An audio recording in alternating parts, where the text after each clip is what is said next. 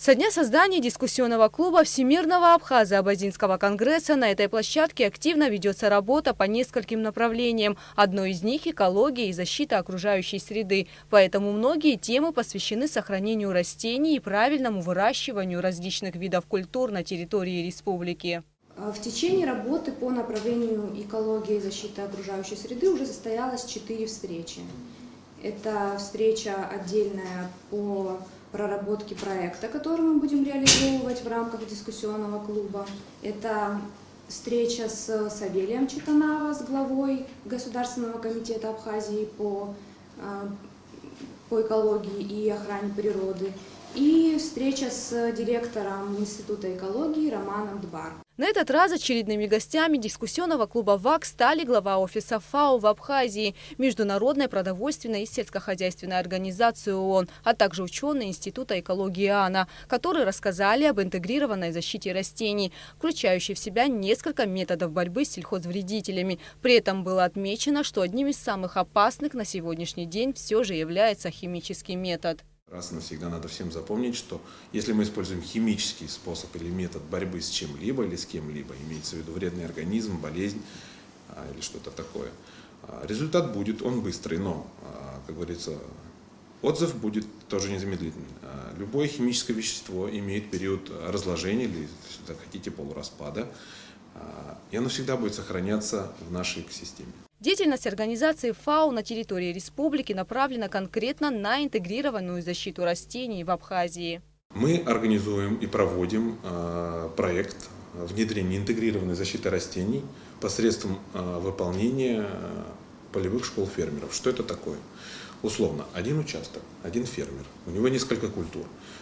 Путем многих, так скажем, оценочных выездов мы определяем, что помимо основных культур, там может быть множество, он выбирает, например, орех или мандарин, или яблоки, или виноград, в общем, любой, или фихуа, или киви. И он говорит, что, вот, например, с орехом у него возникают трудности, ему нужно помочь.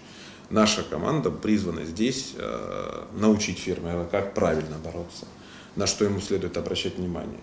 Естественно, мы ему будем по ходу работ делать некие, так скажем, вложения в его участок, те же минеральные удобрения. Такие школы уже работают почти во всех районах республики и подразумевают под собой не помещение, в котором проводится обучение, а практическую работу с фермерами, которых ученые направляют на правильный уход за культурами. Полевые школы организованы при поддержке Госкомитета по сельскому хозяйству республики, которая предоставила списки семей из каждого района для участия в данном проекте. Нам дали список, и наша команда примерно несколько месяцев ездила по районам, разговаривала с фермерами.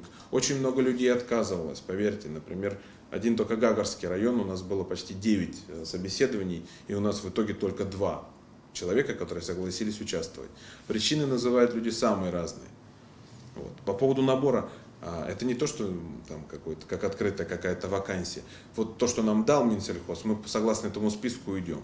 Следует отметить, что любой желающий может попасть в проект, обратившись в Госкомитет по сельскому хозяйству. На территории Абхазии многие растения находятся под угрозой, среди них пальмы, эвкалипт и самшит. Участники дискуссии выразили обеспокоенность появлениями вредителей каштановых деревьев. Для меня, как для врача, который специализируется в области исследования продуктов питания, сегодня актуальна была проблема относительно каштанового вредителя. Так как вопрос меда стоит остро, это одна из ведущих экономических для прогресса нашей страны тем. Вот. И, соответственно, конечно, если будет иметь место тот момент, что мы можем потерять каштан как ценную породу дерева и как медонос, то, конечно, для нас это будет нести экономически очень сильные потери. Дискуссии клуба по направлению экологии и защиты окружающей среды продолжаются уже более 3 месяцев и завершатся обсуждением проектов, подготовленных участниками. А реализация лучшего будет профинансирована ВАК. Гугуца Вардания, Алексей Баструков, Абхазское телевидение.